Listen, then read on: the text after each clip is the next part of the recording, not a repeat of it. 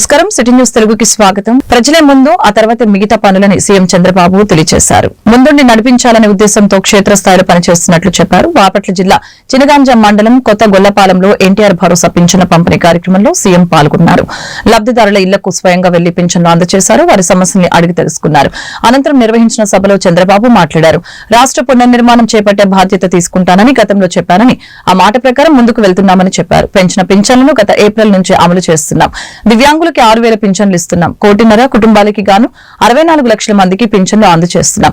కొందరికి సంపాదించే దానికంటే ఎక్కువ ఆదాయం వస్తోంది. పింఛన్ల పంపిణీ కోసం ఏడాదికి 33,100 కోట్లు ఖర్చవుతుందని ముఖ్యమంత్రి వెల్లడించారు. నేను ఇటీవల కొత్త కార్యక్రమానికి శ్రీకారం చుట్టాను. మొదటి తారీఖు వస్తే ఆఫీసర్లు గాని రాజకీయ నాయకులు గాని అందరం కూడా మొదటి తారీఖు వచ్చిందనుకుంటాం, జీతాలు తీసుకుంటారు, హ్యాపీగా ఉంటారు. కానీ ఒక నూతనమైన నిర్వచనం ఇచ్చి మొదటి తారీఖు వస్తే ప్రజల సేవలో అందరూ ఉండాలని, పేరు కూడా ప్రజా సేవలో అనే పేరు పెట్టి 7 గంటలకు మీ తలుపు తట్టి మీకు డబ్బులు ఇచ్చే కార్యక్రమాన్ని ఏర్పాటు చేశాను. కలెక్టర్ దగ్గర నుంచి, మంత్రి దగ్గర నుంచి, కింది స్థాయిలో ఉండే అధికార యంత్రాంగం, రాజకీయ ప్రతినిధులు అందరూ కూడా మీ దగ్గరికి రావాలి, మీ దర్శనం చేసుకోవాలి. అందుకే నేను ఒక మాట అన్నాను, ప్రజలే ఫస్ట్, అంటే ప్రజలే ముందు, ఆ తర్వాతనే మిగిలినటన్ని. ఆ నినాదంతో ఇప్పటికి 10వ నెల నేను చెప్పి, నేను అమరావతిలో ఉంటే ఏసీ రూమ్ లో ఉంటే 2 రోజుల తర్వాత మా మంత్రులంతా నన్ను తిట్టుకొని ఈయన ఏసీ రూమ్ లో ఉన్నాడు అని వీళ్ళు కూడా ఎగ్గొట్టే పరిస్థితి వస్తుంది.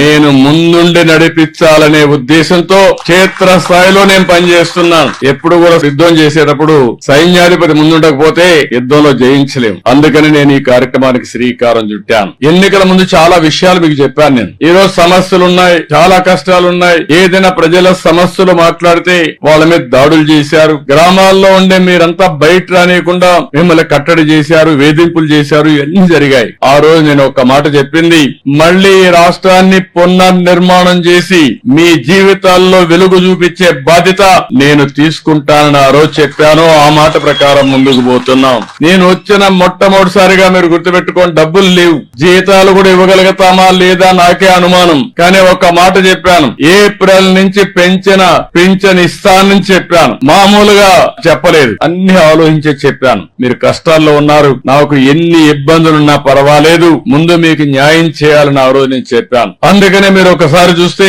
ఈ పింఛన్లు అనేది కూడా అందరూ ఆలోచించుకోవాలి. 63 లక్షల మందికి పింఛన్లు వస్తున్నాయి. మీరు ఒక్కసారి ఆలోచించుకోవాల్సిన అవసరం ఉంది. వేరే రాష్ట్రాల్లో ఇస్తున్నారా, ఇస్తే ఎంత ఇస్తున్నారు అని మీరందరూ గుర్తుపెట్టుకోవాల్సిన అవసరం ఉంది. పింఛన్ ప్రారంభించింది ఎన్టీ రామారావు గారు 35 రూపాయలు, దాంతో ప్రారంభమైంది. నేను వస్తానే దాన్ని 70 చేశాను. ఆ తర్వాత మళ్లీ ముఖ్యమంత్రి అయిన తర్వాత 2014లో 200 రూపాయలు ఒకేసారి 5 రెట్లు 1000 రూపాయలు చేశాను. మళ్లీ 1000 రూపాయలు 2000 రూపాయలు చేశాను. ఇప్పుడు కూడా కొంతమంది మాట్లాడతారు, మేం చేశాం 2000 అంటారు. మీరు చేసింది 2000 కాదు, 2000 నుంచి 5 సంవత్సరాల్లో 250 ఇచ్చి 5 ఏళ్లు ఇచ్చారు మీరు. నేను వస్తానే ఏప్రిల్ నుంచే పెంచిన పింఛన్లు 3000 నుంచి 4000 రూపాయలు మీకు చేశాం.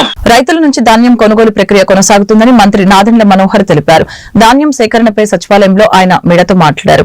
నచ్చిన మిల్లుకు తీసుకువెళ్లి రైతులు ధాన్యం విక్రయించుకోవచ్చని చెప్పారు. వాట్సాప్ ద్వారా కూడా ధాన్యం అమ్ముకునే అవకాశం కల్పిస్తున్నట్లు తెలియజేశారు. వాట్సాప్ ద్వారా 16,000 మంది రైతులు ధాన్యాన్ని విక్రయించినట్లు తెలిపారు. రైతులకి గన్నీ బ్యాగ్స్ కొరత లేకుండా అన్ని చర్యలు తీసుకుంటున్నామని మంత్రి వివరించారు. ముందుగా రైతాంగానికి మేము అందించిన సహాయం గురించి ప్రస్తావిస్తాను. ఖరీఫ్ మాసం నిన్నటితో ముగిసింది. ధాన్యం కొనుగోలు గతంలో ఎప్పుడు లేని విధంగా 35,93,443 మెట్రిక్ టన్నులు ధాన్యం ఖరీఫ్ మాసంలో కొనుగోలు చేశాం.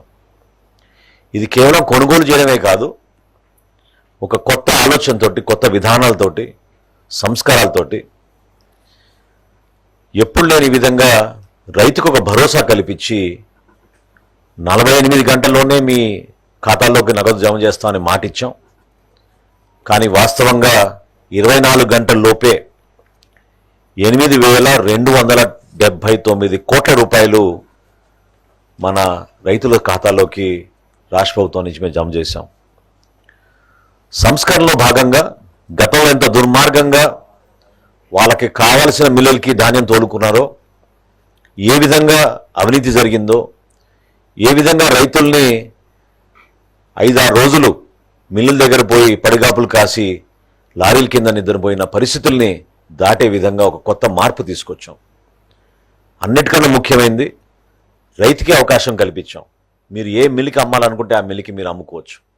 గతంలాగా ర్యాండమైజేషన్ అని కంప్యూటర్లో ఎవరు తెలియని విధంగా కావాల్సిన మిల్లులకే వాళ్ళు ఏ విధంగా ధాన్యం తోలుకున్నారో దాన్ని అధిగమించి ఈ కార్యక్రమం చేశాం. వీటితో పాటు భారతదేశంలోని మొట్టమొదటిసారి వాట్సాప్ ద్వారా ధాన్యం అమ్ముకునేటట్టు రైతులకి మనం అవకాశం కల్పించాం.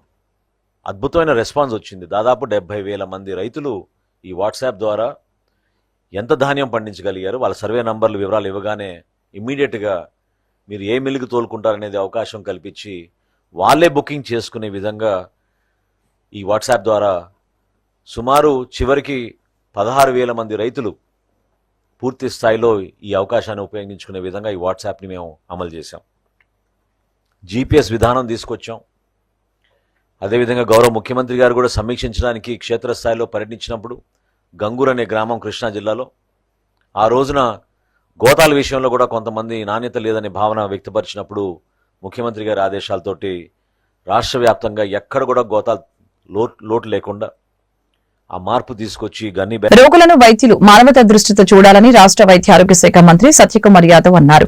ఎన్టీఆర్ ఆరోగ్య వర్సిటీలో ఏపీ మెడికల్ కౌన్సిల్ నూతన సభ్యుల ప్రమాణ స్వీకార కార్యక్రమానికి మంత్రి హాజరయ్యారు. నూతన సభ్యులతో ప్రమాణం చేయించారు. కౌన్సిల్ నుంచి 6 సభ్యులను నామినేటెడ్ పోస్టుల్లో భర్తీ చేశారు. ఈ సందర్భంగా మంత్రి సత్యకుమార్ మాట్లాడారు. అవసరం లేకపోయినా ఎక్స్రేలు, స్కానింగ్లు రాస్తున్నారు.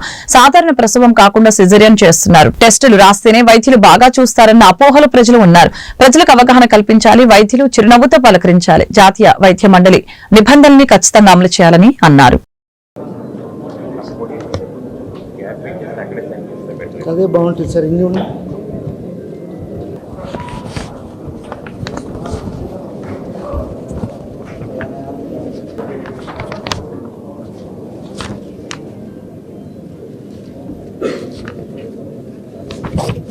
Invite doctor S Keshavarao Babu గారు.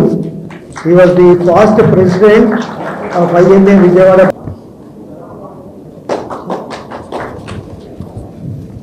Today he is not just a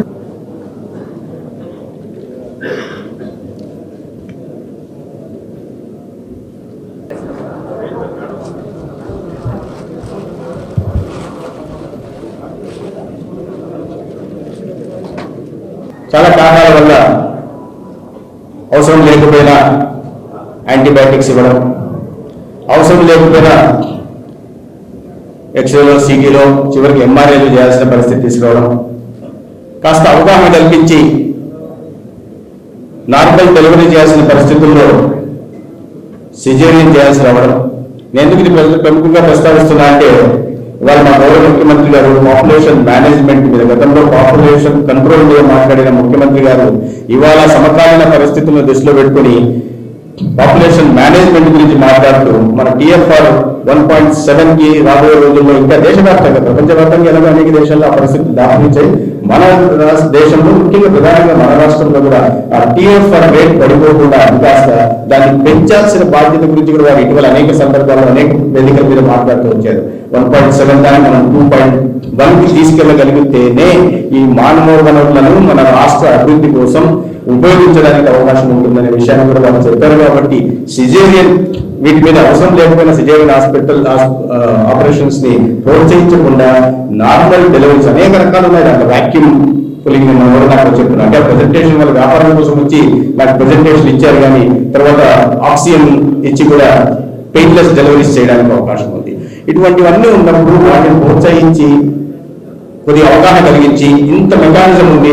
మా పర్టికులర్ ఆశా వర్కర్ దగ్గర నుంచి ఏఎన్ఎం దగ్గర నుంచి అందరూ కూడా శిక్షణ పొందిన వాళ్ళు. కాబట్టి ప్రభుత్వ డాక్టర్లు కానీ ప్రైవేట్ డాక్టర్లు కానీ నార్మల్ డెలివరీస్ కి ఎంకరేజ్ చేస్తే బాగుంటుంది. ఆ పరిస్థితులు కూడా లేని పరిస్థితులు మనం చూస్తున్నాం. వాస్తవాన్ని మనం అందరం అంగీకరించాల్సిన విషయం మీరు కూడా అంగీకరిస్తారని నేను భావిస్తున్నాను. అయితే నాకు చాలా ఇబ్బందులు ఉన్నాయి. నిన్న నేను తెనాలిలో ఉంటే ఒక పేషెంట్ వచ్చాడు నా దగ్గరికి. సార్ మీతో 2 నిమిషాలు మాట్లాడాలి. చెప్పండి అన్న. ఏం సార్ తెనాలి ఆసుపత్రిలో సరిగా చూడట్లేదండి. ఏం చూడట్లేదన్న. Doctor కోపడుతున్నాడు sir. ఎందుకు కోపడ్డాడు అంటే చూసి మా భార్యని పంపించేశాడు సార్ అన్నాడు. వసంత నవరాత్రుల 3వ రోజైన మంగళవారం పసుపు, తెలుపు, చామంతులు, మల్లెపూలతో ప్రత్యేక పుష్పార్చన వైభవంగా జరిగింది. నూతనంగా నిర్మించిన పూజా మండపం నటరాజస్వామి ఆలయ ప్రాంగణంలో ఉదయం 9 గంటల నుంచి పుష్పార్చన ప్రారంభమైంది. ప్రధాన ఆలయం నుంచి పుష్పార్చనతో అర్చకులు, అధికారులు అర్చన ప్రాంగణానికి వెదురు బుట్టలతో పుష్పాలు తీసుకుని విచ్చేసిన అనంతరం ప్రత్యేక పూజల్ని ప్రారంభించడం జరిగింది. విజయవాడ సందర్శనలో భాగంగా దుర్గమ్మ వారికి ఈ పర్వదినంలో నిర్వహించే ప్రత్యేక పూజలు, అమ్మవారి మహిమల గురించి స్థానికుల నుంచి తెలుసుకుని వచ్చి పుష్పార్చనలో పాల్గొన్నట్లు టోక్యో నగరానికి చెందిన 2 విదేశీ మహిళలు దుర్గమ్మ వారి పుష్పార్చనలో పాల్గొని మీడియాతో మాట్లాడారు.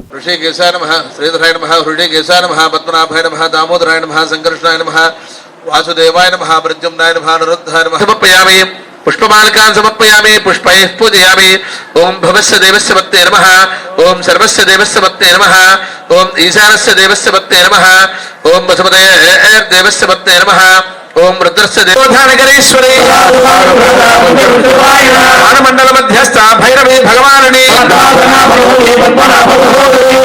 निमिषोत्पन्न विपन्न भुवनावली प्रभापूरमद्यत् ब्रह्मांड मंडल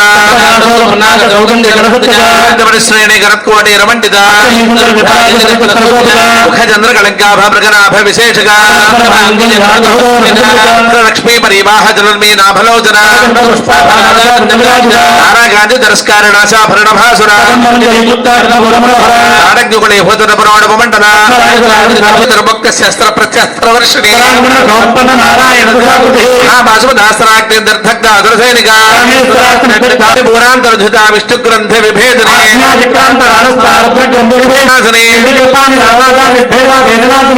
सामृत्यु मथने निष्क्रिया निष्पर्ग महाकामेश भजे महात्रिपुर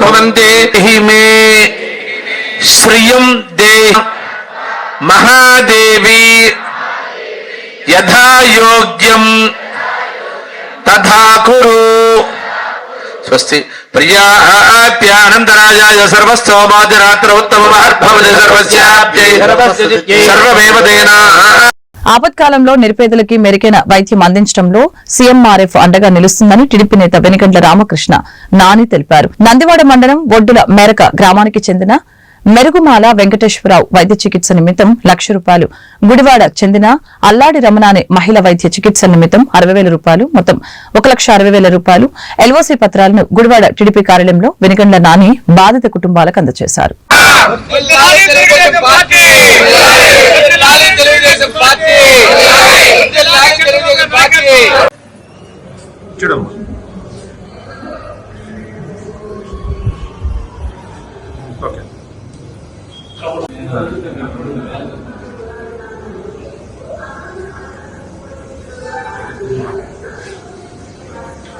వేసవి సీజన్లో గ్రామీణ ప్రాంతాల్లో ప్రజలకి త్రాగునీటి ఇబ్బందులు తలెత్తకుండా ఎమ్మెల్యే రాము అన్ని విధాలుగా కృషి చేస్తున్నారని టీడీపీ నాయకులు వెనిగండ్ల రామకృష్ణ నాని పేర్కొన్నారు. నాగరాజు, రామకృష్ణరాజు, కోటిపల్లి ధర్మరాజు మరియు చిన్న సుబ్బరాజుల దాతృత్వంతో నందివాడ మండలం పోలాసివారి పాలెంలో నూతనంగా ఏర్పాటు చేసిన సురక్షిత త్రాగునీటి ఆర్ఓ వాటర్ ప్లాంట్ ని వెనిగండ్ల రామకృష్ణ నాని ప్రారంభించారు. వాటర్ ప్లాంట్ నిర్మాణానికి సహకరించిన దాతలకి నాని అభినందనలు తెలిపారు.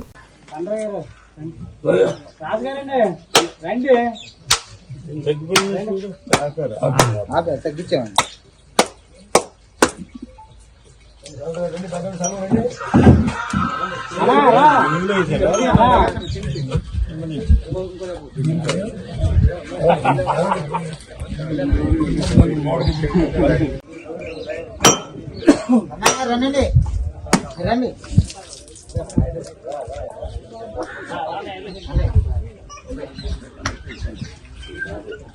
ఉన్నాయి చెప్పండి తాగి ఇప్పుడు తాగి చెప్పండి ఎలా ఉన్నాయా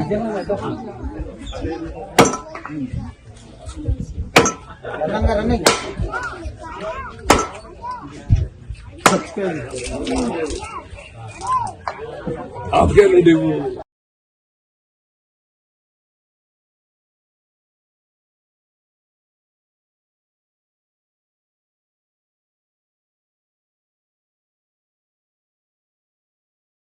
ఇప్పుడు చిరకాల వాంఛ రోడ్లతో వేళ కిందసారి గవర్నమెంట్ లో అన్ని రోడ్లు చేయగలిగాం.